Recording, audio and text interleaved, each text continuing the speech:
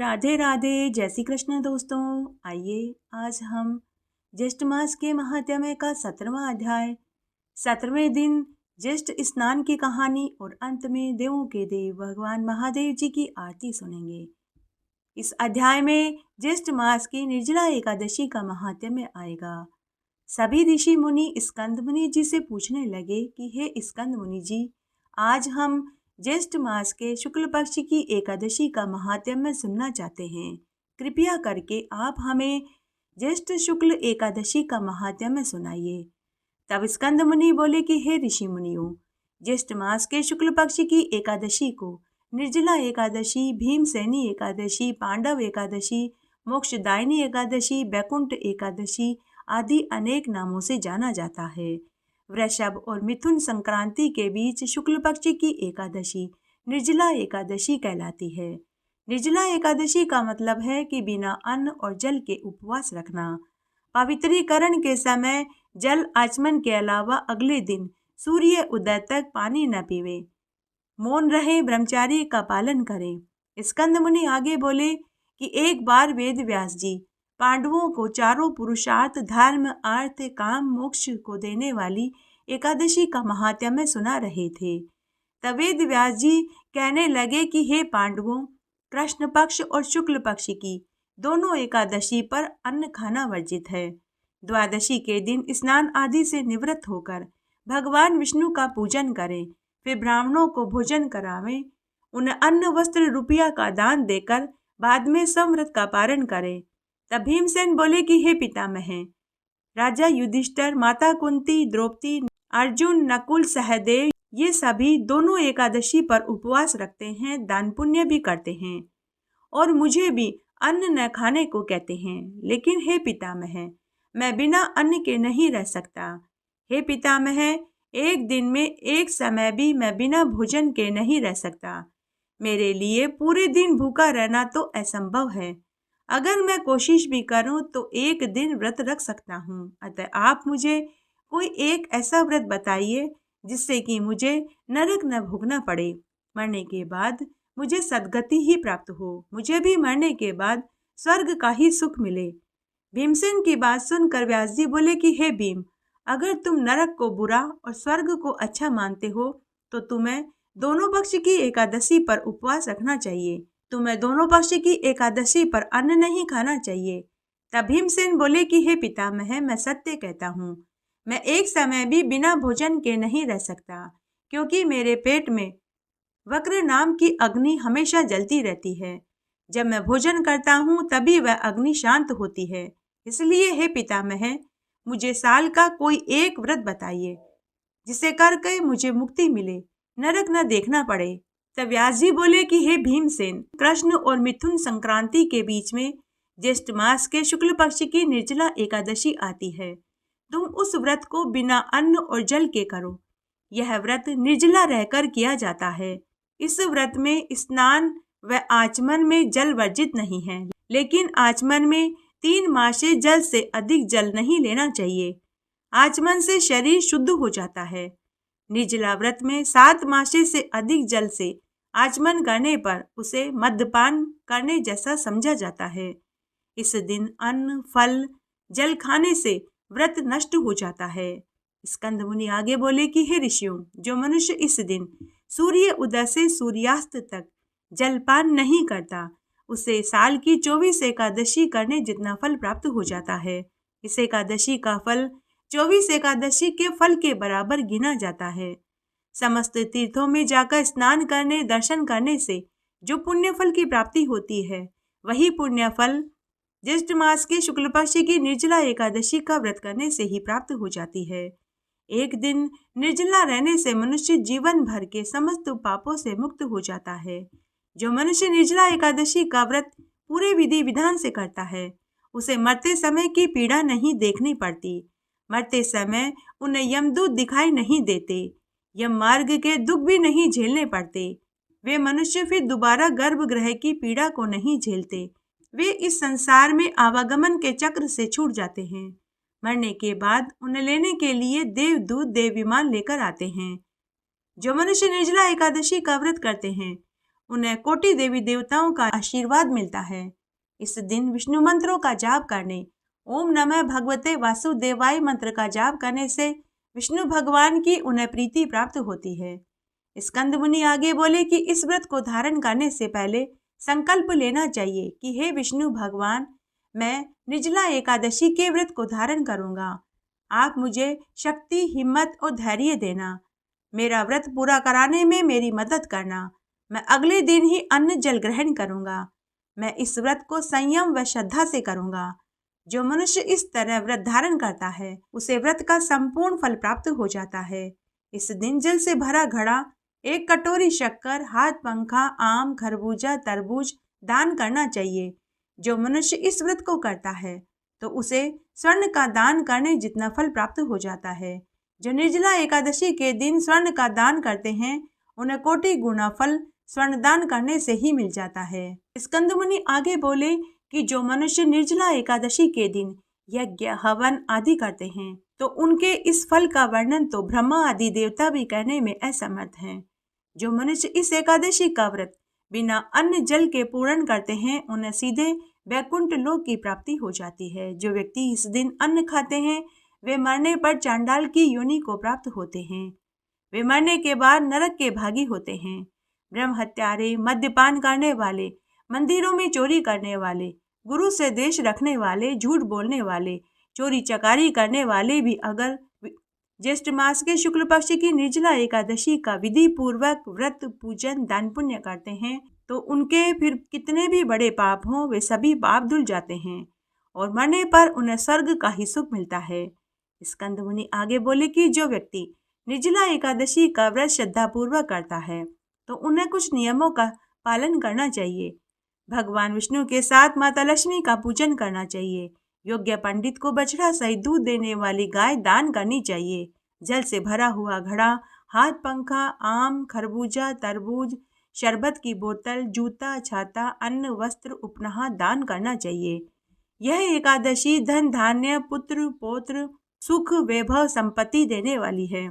जो मनुष्य इस तरह निर्जला एकादशी का व्रत करता है वह तीनों प्रकार के कायिक, वाचिक, मानसिक पापों से छूट जाता है। वह विष्णु लोक में जाकर आनंद सुख पाता है। जो मनुष्य इस महात्म्य को पढ़ता, सुनता और सुनाता है निसंदेह वह भी स्वर्ग का ही सुख पाता है। आइए अब हम निर्जला एकादशी की सबसे ज्यादा सुनी जाने वाली एक पौराणिक कथा का श्रवण करते हैं। एक बार बहुत छोटा सा गांव था। उस गांव में एक जाट था। उसकी नई नई शादी हुई थी। वह शादी के बाद पहली बार ससुराल में अपनी पत्नी को लेने जा रहा था तो उसने अपने दोस्तों से पूछा कि मुझे क्या करना चाहिए। तो उसके दोस्तों ने कहा कि तू अच्छे से अच्छे कपड़े पहन करके ससुराल में जाना, तेरा अच्छा इंप्रेशन पड़ेगा। तब जाट नए नए कपड़े, धोती पहनकर, खूब परफ्यूम लगा करके, नई नई जूतियां, सोने की चैन, घड़ी, अंगूठी पहन करके तैयार हो गया। नया नया चाव, नई नई उमंग, जाट बावला हो रहा था। जब वह ससुराल के रास्ते से होकर जा रहा था तो गांव में एक तलाई में गाय पानी पीने के लिए उतरी तो वह दलदल में फंस गई। ज्येष्ठ का महीना चल रहा था। उस दिन निर्जला एकादशी का दिन था। गाय माता की प्यास तो पानी पीकर बुझ गई परंतु वह दलदल से निकल ही नहीं पा रही थी कि तभी उधर से वही जाट निकला। गाय माता जाट से बोली कि अरे ओ मुसाफिर, मुझे दलदल से बाहर निकाल दे। तब जाट गाय माता से बोला कि हे गाय माता, मेरे कपड़े खराब हो जाएंगे, मैं ससुराल अपनी पत्नी को लेने जा रहा हूँ। गाय माता बोले कि अरे मूर्ख, ज्येष्ठ का महीना चल रहा है, ऊपर से आज निर्जला एकादशी का दिन है, तुझे बहुत पुण्य मिलेगा। तेरे आगे पीछे की 7 पीढ़ियां तर जाएगी, तेरा घर धन धान्य से भर जाएगा। तूने अब तक जितने भी पाप किए हैं वे भी धुल जाएंगे। साथ ही मैं तुझे वरदान भी दूंगी कि तुझे पूरे जीवन में कभी किसी चीज की कमी नहीं होगी। लेकिन जाट गाय माता की बात को समझ नहीं पाया। गाय माता बार बार जाट से विनती करती रही लेकिन जाट बार बार एक ही बात बोल रहा था कि मैं ससुराल पहली बार अपनी पत्नी को लेने जा रहा हूँ। अगर मैं दलदल से आपको बाहर निकालूंगा तो मेरे नए नए कपड़े, जूते सब खराब हो जाएंगे। ऐसा कहते कहते वह गाय आधी दलदल में फंस गई। गाय ने कहा कि अरे तू मुझे जल्दी निकाल, नहीं तो मैं तुझे शाप दे दूंगी। लेकिन जाट नहीं माना। तब गाय माता ने जाट को शाप दिया कि जा, तू आज से 8 प्रहर के भीतर गधा बन जाएगा। यह सुनकर जाट डर गया। वह गाय से माफी मांगने लगा। तब तक गाय पूरी दलदल में धंस चुकी थी। जाट खड़ा खड़ा यह सारा मंजर देख रहा था। वह जाट जिस उत्साह और खुशी से ससुराल अपनी पत्नी को लेने जा रहा था, उसका सारा उत्साह, सारी खुशी जाती रही। वह उदास मन से ससुराल में पहुंच गया। जब ससुराल में पहुंचा तो उसके सास ससुर साले साली उसे देखकर बहुत खुश हुए। जाट का उन्होंने खूब आदर सत्कार किया। लेकिन जाट का मन लग ही नहीं रहा था। वह बार बार एक ही बात बोल रहा था कि जल्दी से मेरी पत्नी को विदा कर दो, मुझे वापस जाना है। जवाई को देखकर सभी बहुत खुश थे। तब सास ससुर साले और साली सभी ने खूब मिन्नतें करी कि जमाई जी 2-4 दिन हमारे साथ रहिए, हम आपकी खातिरदारी करना चाहते हैं। लेकिन जाट नहीं माना। तब उसकी पत्नी आई और अपने पति से बोली कि जब सब इतना कह रहे हैं तो आप मान क्यों नहीं जाते। तब उसके पति ने अपनी पत्नी को एकांत में ले जाकर गाय माता के शाप वाली पूरी बात बताई कि मैं 8 प्रहर के बाद गधा बन जाऊंगा, इसलिए तुम जल्दी से घर चलो। पति की मजबूरी सुनकर जाटनी अपने माता पिता और भाई बहन से बोली कि माँ बाबूजी, भैया भाभी, दीदी, आप अभी मुझे विदा कर दीजिए, 2-4 दिन बाद हम वापस आ जाएंगे। उसके बाद जाट अपनी पत्नी को लेकर घर आ गया। 8 प्रहर बीतने के बाद जाट गधा बन गया। अब जाटनी अपने गधे पति की खूब सेवा टहल करने लगी। कुछ दिन तो उनके अच्छे से निकल गए, लेकिन जब राशन पानी सारा खत्म हो गया, तब एक दिन गधा अपनी पत्नी से बोला कि तुम मेरे लिए कुछ करो, इस नगर के राजा के पास मुझे लेकर के चलो, अब वही मुझे बचा सकते हैं। तब जाटनी अपने गधे पति को लेकर राजा के महल में पहुंची और राजा को जाकर पूरी सच्चाई बताई और कहा कि हे महाराज, मेरे पति को गाय माता ने शाप दिया है, उसी से मेरा पति गधा बन गया है। गाय माता के शाप से मुक्ति दिलवा दीजिए। अब आप ही इसे इंसान बना सकते हैं। कृपया करके आप मेरे गधे पति को इंसान बना दीजिए। जाटनी की बात सुनकर राजा ने बड़े बड़े पंडितों, साधु सन्यासियों को महल में बुलाया और उनको पूरी सच्चाई बताई। तब काशी के एक ज्ञानी महात्मा ने राजा से कहा कि हे महाराज, इसका तो एक ही उपाय है। जिस इंसान ने अपने जीवन काल में 26 एकादशी के व्रत करे हों, अगर वह अपनी एकादशी के व्रत का फल इस गधे को सौंप दे तो यह गधा इंसान बन सकता है। तब राजा ने पूरी नगरी में यह ढिंडोरा पिटवाया कि जिसने भी 26 एकादशी के व्रत करे हों, वह अपना पुण्य इस गधे को सौंप दे तो मैं उसे मुंह मांगा इनाम दूंगा। राजा ने पूरी नगरी में यह ढिंडोरा पिटवा दिया, लेकिन किसी ने 11 एकादशी के उपवास करे थे तो किसी ने 15 एकादशी के ही उपवास करे थे। कोई भी ऐसा व्यक्ति नहीं था जिसने कि 26 एकादशी के उपवास करे हों। तब राजा के सैनिक पूरी नगरी में सब घर के दरवाजे खटखटाकर पूछ रहे थे। तब इस तरह पूछते पूछते सैनिक एक ब्राह्मण के घर पहुंचे।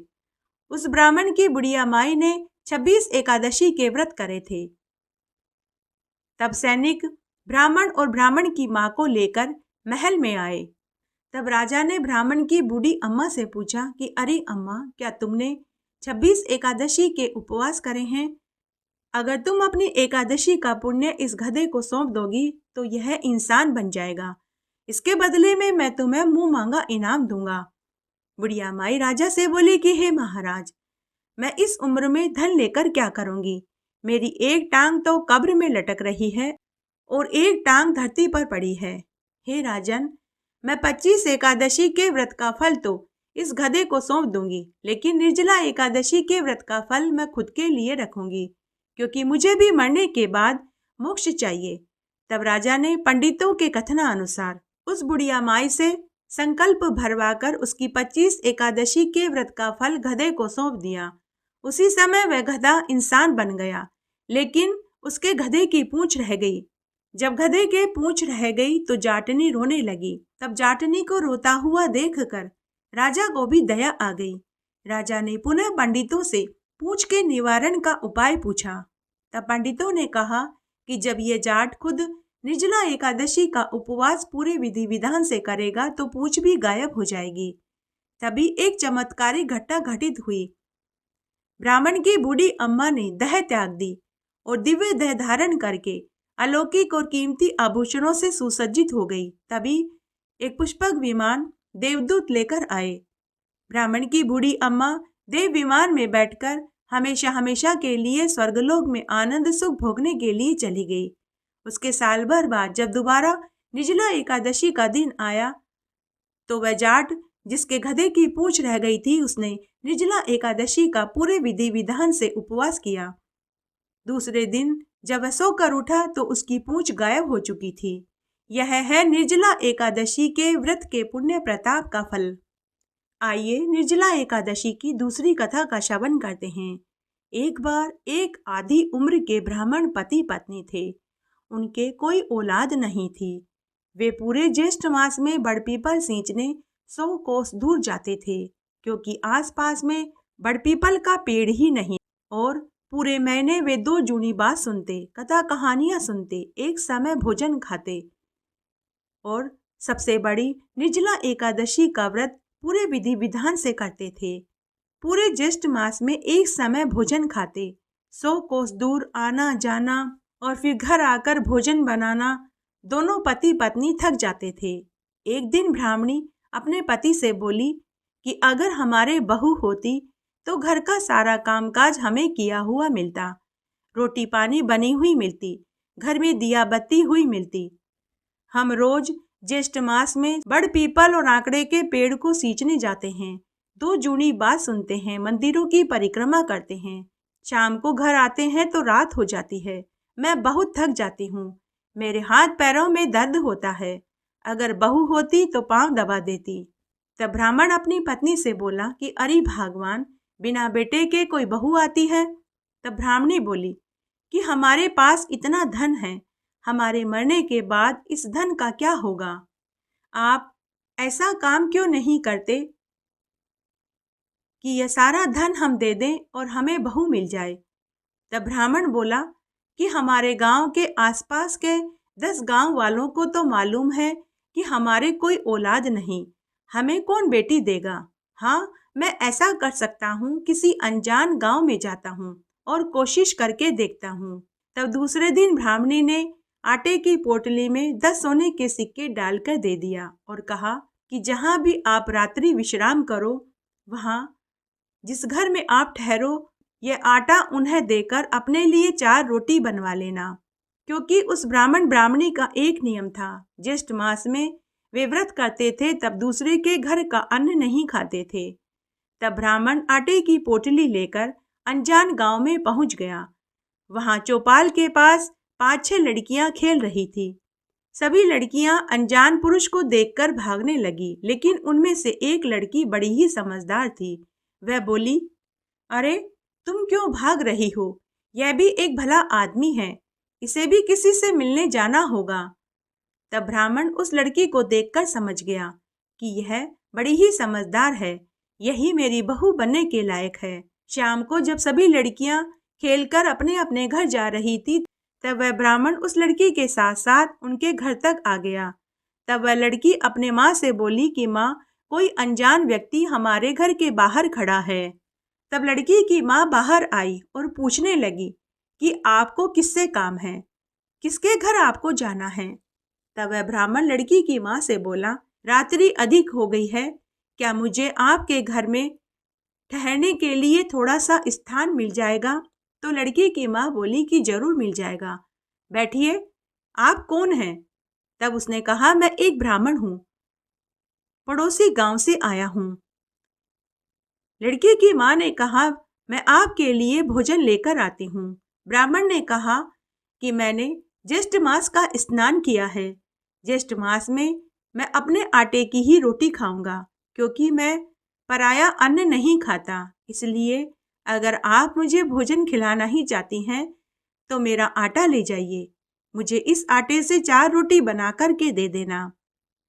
लड़की की माँ आटे की पोटली लेकर घर के भीतर गई और आटा छानकर रोटी बनाने लगी तो आटे में से 10 सोने की अशर्फियां निकली। सोने की अशर्फियां देखकर लड़की की माँ के मन में लालच आ गया। वह मन ही मन सोचने लगी कि जिसके आटे में 10 सोने की अशर्फियां हैं, वह कितना अमीर होगा। भोजन बनाकर उसने ब्राह्मण को भोजन परोसा। बातों ही बातों में लड़की की माँ ने कहा कि हे ब्राह्मण देव, मेरे खुद के भी लड़की है। अगर आप अपने लड़के के लिए मेरी लड़की को पसंद करना चाहें तो मैं अपनी लड़की का विवाह आपके लड़के से करने को तैयार हूँ। ब्राह्मण और क्या चाहता था, वह तो खुद भी यही चाहता था। ब्राह्मण ने कहा, लेकिन मेरा लड़का तो काशी पढ़ने गया है, पढ़ाई पूरी करके ही घर वापस आएगा। अगर आप अपनी लड़की का विवाह मेरे लड़के से करवाना चाहती हैं तो तलवार से करवाकर अपनी लड़की को विदा कर दीजिए। तो लड़की की माँ राजी हो गई। दूसरे दिन लगन पत्रिका निकलवा कर तलवार से उन्होंने अपनी लड़की की शादी करवा दी। लड़की की माँ ने खूब सारा दान दहेज देकर अपनी लड़की को विदा कर दिया। ब्राह्मण बहू को विदा करके घर ले आया। ब्राह्मणी बहू को देखकर बहुत खुश हुई और उसे घर की सारी जिम्मेदारी सौंप दी। और रोज की तरह दोनों ब्राह्मण पति पत्नी बड़ पीपल सींचने 100 कोस दूर जाने लगे। तब एक दिन सास ने अपनी बहू से कहा कि बहू, हम रोज बड़ पीपल सींचने 100 कोस दूर जाते हैं, फिर मंदिरों के दर्शन करते हैं। आते आते हमें शाम हो जाती है, इसलिए शाम को तुम हमारे लिए मूंग चावल की खिचड़ी बना देना, दिया बाती कर देना, हमारे कपड़े धोकर सुखा देना, पीछे से झाड़ू पोछा कर लेना और बहू चूल्हे की आग और परिंदे का पानी खत्म मत होने देना। लड़की बड़ी ही समझदार थी। उसने आते ही घर की पूरी जिम्मेदारी संभाल ली। रोज बहू गरम भोजन बनाती, सास ससुर के कपड़े धोकर सुखा देती और रात को तेल गरम करके सास के पाँव में मालिश करती। दोनों सास ससुर बहुत खुश थे। लेकिन एक दिन सास ससुर के मंदिर जाने के बाद परिंदे का पानी खत्म हो गया और चूल्हे की आंच भी बुझ गई। बहू भागी भागी पड़ोस में अग्नि लेने के लिए गई। बहू ने पड़ोसन से कहा कि अरे बहन, जल्दी से मुझे अग्नि दे दो, हमारे घर की अग्नि खत्म हो गई है। मेरे सास ससुर आते होंगे, मुझे उनके लिए भोजन बनाना है। पड़ोसन ने बहू को पट्टी पढ़ा दी और बोली कि अरे, तेरे सास ससुर के कोई बेटा नहीं है, तुझे तो वे घर का कामकाज करवाने के लिए नौकरानी बना कर के लाए हैं। बहू को बाहर की हवा लग गई। पड़ोसन ने पूरी बात बताई कि अरे, तेरे सास ससुर के कोई औलाद नहीं है। बहू बोली, नहीं, उनका बेटा तो काशी पढ़ने गया है। पड़ोसन ने कहा, हमने तो आज तक नहीं देखा, क्या तुमने देखा है? बहू बोली, नहीं, मैं कैसे देख सकती हूँ। तब पड़ोसन ने उसे सीख दे दी। तब बहू ने कहा कि अब मुझे क्या करना चाहिए। पड़ोसन ने कहा कि जैसा मैं कहूँ तुम वैसा ही करना। तुम संध्या के समय दिया बाती मत करना, अलूना भोजन बना कर के रख देना, खिचड़ी में नमक मत डालना, खिचड़ी में से कंकर मत निकालना, घर की चाबी भी मांग लेना, सास ससुर के कपड़े मत धोना, झाड़ू पोछा मत करना। तब बहू पड़ोसन की सिखाई सीख में आ गई। उसी शाम को जब सास ससुर घर आए तो उन्हें घर में अंधेरा दिखाई दिया। सास ससुर से बोली कि आज घर में अंधेरा क्यों है? तो उन्हें कुछ अंदेशा हुआ। सास ने घर में आते ही बहू से पूछा कि बहू, आज घर में अंधेरा क्यों है?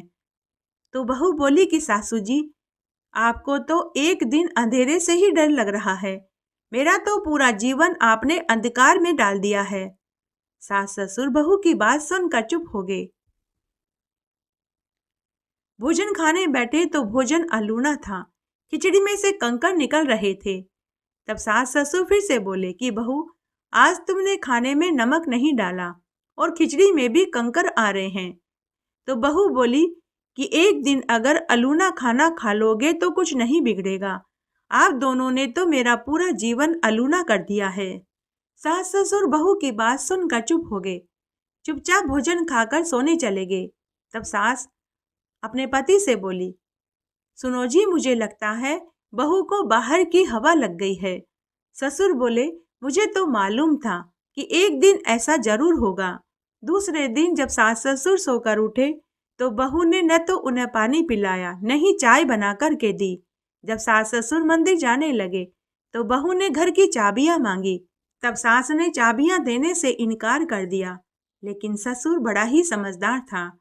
ससुर ने अपनी पत्नी से कहा कि अरे भगवान, यह घर आज भी हमारी बहू का है और हमारे जाने के बाद भी हमारी बहू का ही है। तो जो चीज हम इसे कल देते तुम आज ही क्यों नहीं दे देती। ससुर के समझाने पर सास मान गई। सास ने घर की चाबियां अपनी बहू को दे दी और कहा कि बेटी, हमारे रहते भी यह तेरा है और हमारे मरने के बाद भी यह तेरा ही है। कल जो चीज हम तुझे देते तो तुम आज ही संभाल लो। चाबी देकर सास ससुर मंदिर चले गए। उस दिन निर्जला एकादशी का दिन था। सास ससुर ने उपवास रखा। 100 कोस दूर बड़ पीपल आंकड़े के पेड़ को सींचने गए। दो जूनी बात सुनी। पीछे से बहू ने सभी कमरों के ताले एक एक करके खोले तो उसने देखा किसी कमरे में गेहूं भरे थे, किसी में कपड़े, किसी में अनाज तो किसी में रजाई गद्दे भरे थे। जब उसने 7वां कमरा खोल कर के देखा तो वह आश्चर्य में पड़ गई। वहां तुलसी का बिड़ला, बड़ पीपल का पेड़ और एक झरना बह रहा था। पवित्र नदी बह रही थी। पंगत लगाकर एक बहुत सुंदर युवक तुलसी की माला फेर रहा था और राम राम राम बोल रहा था। बहू बोली, तुम कौन हो? युवक बोला, मैं तुम्हारा पति। बहू बोली, तुम तो काशी पढ़ने गए थे, तुम कब आए? तो सुंदर युवक बोला, मैं कल ही आया हूँ। बहू बोली, चलो बाहर, तुम्हारे माता पिता तुमसे मिलेंगे तो बहुत खुश होंगे। लेकिन युवक बोला, नहीं, जब मेरे माता पिता मुझे लेने आएंगे तब मैं बाहर आऊंगा। यह सुनकर बहू खुश हो गई। उसने वापस सब कमरों के ताले लगा दिए। फिर उसने 16 श्रृंगार किए, मेहंदी लगाई, लाल लाल जोड़े के कपड़े पहने। शाम को सास ससुर के लिए उपवास का भोजन बनाया। राजगिरी के आटे की पुड़ियां बनाई, साबूदाने की खीर बनाई, सिंगाड़े के आटे का हलवा बनाया, सेंधा नमक डालकर आलू की सब्जी बनाई। पूरे घर में दिए जला दिए। शाम को थके मांदे सास ससुर घर आए तो बहू ने उनकी खूब आव भगत करी, उनके पैर धुलवाए, उन्हें चौकी पर बैठा करके उनके लिए भोजन परोसा। सास ससुर मन ही मन सोचने लगे कि बहू तो घर की चाबी पाकर ही खुश हो गई। चलो कोई बात नहीं, हमें और क्या चाहिए। रात को जब सास ससुर सोने चले गए तो बहू ने तेल गरम करके सासू माँ के पैरों में मालिश करी। जब सास ससुर सो गए तो बहू भी सोने चली गई। दूसरे दिन सास ससुर के उठने से पहले ही बहू ने उनके लिए गरम गरम दूध, काजू बादाम डाल करके उनको पीने के लिए दिया। सास ससुर नहा धोकर जब मंदिर दर्शन करने के लिए जाने लगे तो बहू ने कहा कि माँ बाबूजी, आप 100 कोस दूर बड़ पीपल और आंकड़े के पेड़ को सींचने जाते हो, जबकि हमारे घर में ही मंदिर है, पीपल देवता है, बड़ देवता है, तुलसी जी का बिड़ला है, शिव मंदिर है, राधा दामोदर जी का मंदिर है, लक्ष्मी नारायण जी का मंदिर है, साथ ही आपका बेटा भी वहीं तुलसी माला फेर रहे हैं। यह सुनकर सास ससुर चौंक गए। बहू बोली कि जब मैंने आपके बेटे को कहा कि बाहर चलो तो वे बोले कि जब मेरे माता पिता मुझे लेने आएंगे तभी मैं बाहर आऊंगा। तब सास ससुर ने कहा कि कहाँ है हमारा बेटा, जल्दी से हमें हमारे बेटे से मिलवाओ। तब बहू एक एक कमरा खोलते हुए सास ससुर को लेकर गई। जब 7वें कमरे को खोला तो वहां पवित्र गंगा नदी बह रही थी, तुलसी का बिड़ला था, बड़ पीपल और आंकड़े का पेड़ था, राधा दामोदर जी का, लक्ष्मी नारायण भगवान का और शिव मंदिर था। वहीं पर एक बहुत सुंदर युवक तुलसी माला फेर रहा था। ब्राह्मण दंपति ने पूछा कि बेटा तुम कौन हो, हमारे तो कोई औलाद ही नहीं थी। तब वह सुंदर युवक बोला कि मुझे तो निर्जला ग्यारस माता ने आपके लिए भेजा है। तब ब्राह्मण दंपति सुंदर युवक से बोले कि बेटा, ये गांव वाले क्या कहेंगे, अड़ोसी पड़ोसी नाते रिश्तेदार क्या कहेंगे। तब पूरे गांव के सामने बूढ़े ब्राह्मण दंपति को यह साबित करना था कि क्या सच में यह ब्राह्मणी का पुत्र है। तब एक ज्ञानी पंडित जी को बुलवाया गया। तब पूरे गांव के सामने ब्राह्मणी को यह सिद्ध करना था कि यही ब्राह्मणी का पुत्र है। तब सूरज भगवान के सामने एक तरफ तो बेटा बहू को खड़ा किया गया, दूसरी तरफ ब्राह्मण ब्राह्मणी को खड़ा किया गया। तब ब्राह्मणी के स्तन से दूध की धार सुंदर युवक के मुंह पर जाकर गिरी, बहू के घूंघट पर जाकर गिरी उसी समय उनका गठबंधन हो गया और सत्य की जीत हुई। हे निर्जला ग्यारस माता, जैसे आप ब्राह्मण पति पत्नी पर खुश हुए, वैसे सबके ऊपर होना। इस कहानी को सुनने का फल सबको देना। कहानी कहने वाले को, सुनने वाले को और हुक्कारा भरने वाले को। घरती हो तो पूरी हो तो परवान चढ़े, भूले बिसरे नाम तेरे भंडार में भरे। आइए निर्जला एकादशी का संपूर्ण फल पाने के लिए देवों के देव भगवान महादेव जी की आरती सुनते हैं। ओम जय शिव ओंकारा, स्वामी हर शिव ओंकारा, ब्रह्मा विष्णु सदा शिव, बोले भोलेनाथ सदा शिव, अर्धांगी धारा। ओम हर हर हर महादेव, एकानन चतुरानन, पंचानन राजे शिव पंचानन राजे, हंसासन गरुड़ासन, वृषवाहन साजे। ओम हर हर हर महादेव। दो भुज चार चतुर्भुज, 10 भुज अति सोहे, शिव 10 भुज अति सोवे, तीनों रूप निरखता, त्रिभुवन जन मोहे। ओम हर हर हर महादेव। अक्षमाला वनमाला, मुंडमाला धारी, शिव रुंडमाला धारी, त्रिपुरारी रे मुरारी, कर कमला धारी। ओम हर हर हर महादेव। श्वेतांबर पीतांबर, बाधांबर अंगे, शिव बाधांबर अंगे, सनकादिक ब्रह्मादिक, भूतादिक संगे। ओम हर हर हर महादेव। करके मध्य कमंडल, चक्र त्रिशूल धरता, शिव चक्र त्रिशूल धरता, सुख करता दुख हरता, जग पालन करता। ओम हर हर हर महादेव। लक्ष्मी वर सावित्री, पार्वती संगे, शिव पार्वती संगे, अर्धांगी गायत्री, सिर सोहे गंगे। ओम हर हर हर महादेव। काशी में विश्वनाथ विराजे, नंदो ब्रह्मचारी, शिव नंदो ब्रह्मचारी, नितुट दर्शन पाऊं, नितुट भोग लगाऊं, महिमा अति भारी। ओम हर हर हर महादेव। ब्रह्मा विष्णु सदा शिव, जानत अविवेका, शिव जानत अविवेका, प्रणवाक्षर के मध्य ये तीनों एका। ओम हर हर हर महादेव। त्रिगुण स्वामी जी की आरती, जो कोई जन गावे, शिव जो कोई जन गावे, कहत शिवानंद स्वामी, मन वांछित फल पावे। ओम हर हर हर महादेव। ओम जय शिव ओंकारा, स्वामी हर शिव ओंकारा, शिव पार्वती का प्यारा, शिव ओढ़त मृग छाला, शिव बरसत जलधारा, शिव पीवत भंग प्याला, शिव पहनत मुंड माला। बोले भोलेनाथ सदा शिव, काशी विश्वनाथ सदा शिव, पार्वती का प्यारा। ओम हर हर हर महादेव। जय हो महादेव, पार्वती, गणेश, कार्तिकेय, नंदकेसर की जय। इस प्रकार आज हमने ज्येष्ठ मास का 17वां अध्याय सुना। 17वें दिन के ज्येष्ठ स्नान की कहानी सुनी। साथ ही हमने देवों के देव भगवान महादेव जी की आरती सुनी। आशा करती हूँ आपको निर्जला एकादशी का महात्म्य और निर्जला एकादशी की कथा सुनने का पूरा फल प्राप्त होगा। मेरे साथ बने रहने के लिए आपका धन्यवाद। आगे आने वाली कथा कहानी के लिए भी आप इसी तरह मेरे साथ बने रहें। धन्यवाद।